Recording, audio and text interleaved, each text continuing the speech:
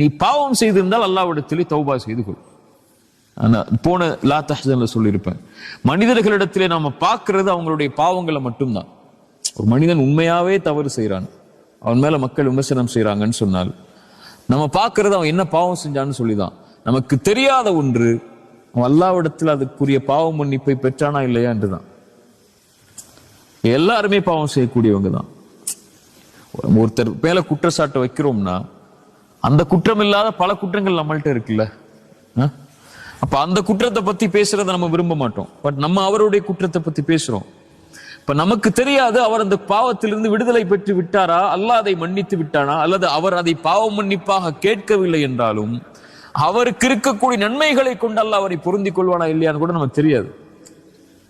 சரியா? நமக்கு என்ன, மனிதனை பார்க்கும்போது அவன் என்ன பார்க்கறான் வெளிப்படை, அவ்வளவுதான். அதை வச்சு மட்டும்தான் நம்ம பேசுவோம், வேற எதை பத்தியும் நம்ம பேச மாட்டோம்.